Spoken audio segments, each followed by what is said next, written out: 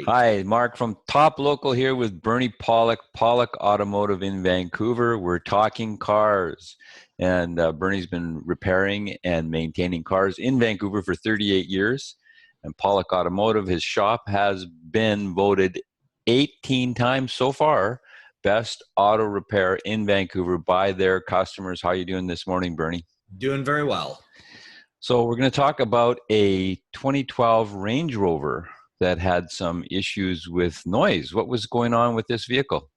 This engine, when you start the vehicle in the morning, most noticeably, you could hear a rattling sound coming from the front of the engine, and that was the primary concern with the vehicle.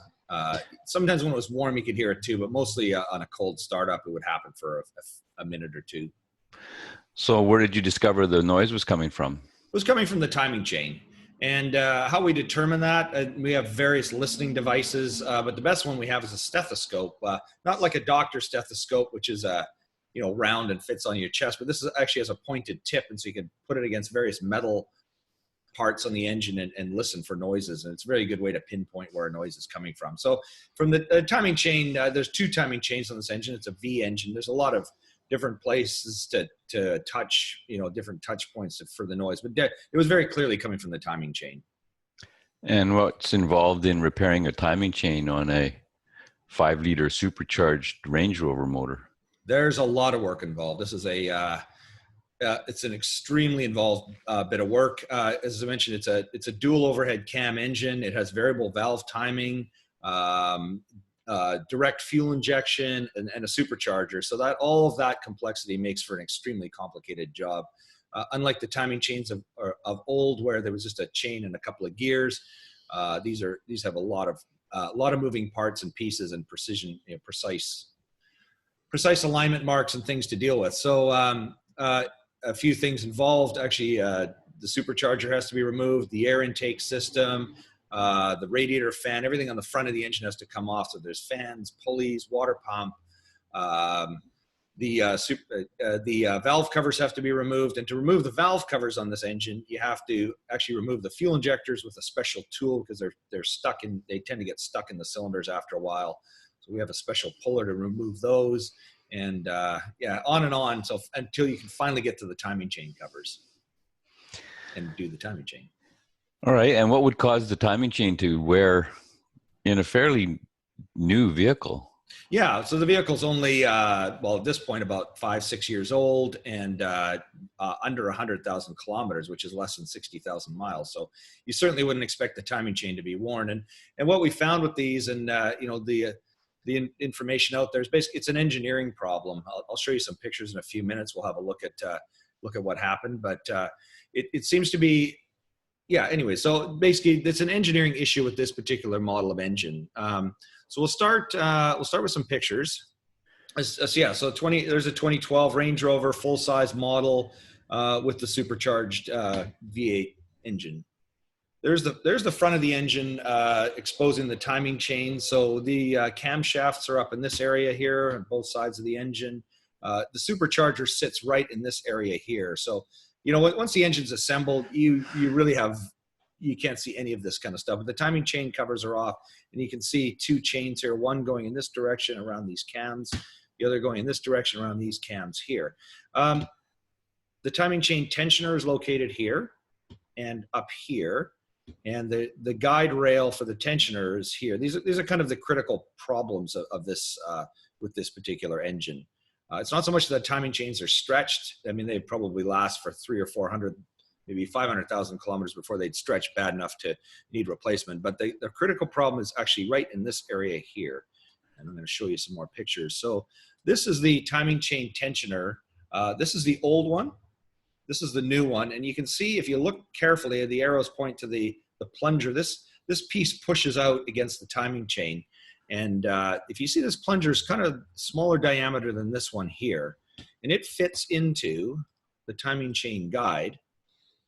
And this is the old guide, and this is the new one. Now you can see a wear around here, and there's some wear in this area here, and you can just see a difference in design. This is actually like a steel button, a steel pad, and on a different angle. I don't have another picture on a different angle, but you can see it's This is much more robust. And what happened, I think, is over time, this design just wasn't tough enough to handle the use inside the engine. So the chain and guide would get cocked, and it would cause a chain to rattle. So interestingly enough, as we started to take the engine apart, you could, as I started removing the timing chain tensioner, you could hear a snapping sound. All of a sudden, the chain tension came tight, and this is clearly where the problem lies. So this is before we took the timing chain off, and that's the slack that was in the chain, and that's what the rattling sound comes from. Again, I'll just repeat the video so you can see that again. And that should have probably no more than a millimeter of movement. It actually has no movement. Once the chain was replaced, there was absolutely no movement at all. You could not do that with a screwdriver. And as I mentioned, as soon as I loosened the timing chain tensioner bolts to remove the tensioner, something just went snap, and it all of a sudden tightened up. So it just gets cocked, sits on a weird angle that gets loose and causes it to rattle. So what model years and engines are affected by this engineering problem? So it seems to be 2010 to 2012. And as far as I know, it's only the supercharged models, but I could be wrong about that. So don't hold me to it, but definitely 2010 to 2012. And from what I've read, it looks like partway through the 2012 model, they actually corrected the issue, probably designed that new tensioner and guide and corrected everything. So I think if you have like a 2013 and newer, you're not going to have that problem. And so do other vehicles have timing chain issues that are similar to this? Well, not this particular problem, but timing chain, we do replace the odd timing chain in car. I mean, Ford V8s do seem to have timing chain problems, but a lot of times they don't develop till 200 or 1,000 or more kilometers. We've had Acuras 4 cylinders in the past where timing chains have skipped teeth. We don't do a lot of them, but there's enough of them out there, that it's pretty complex. I mean, one thing, that does happen, they have plastic chain guides, and, it's critical to change your oil regularly, as we often say, change your oil frequently, because these guides start to wear, that can cause problems. On this particular engine, we took it apart. I mean, there's absolutely no wear on the guide. So had they not screwed up in their engineering, if I can say that, this chain would not be causing problem for years and years and hundreds of thousands of kilometers or miles. So we seem to talk quite a bit about Range Rovers. So in your opinion, is this because you guys have a lot of work from Range Rover clients in Vancouver, or is this a problematic vehicle?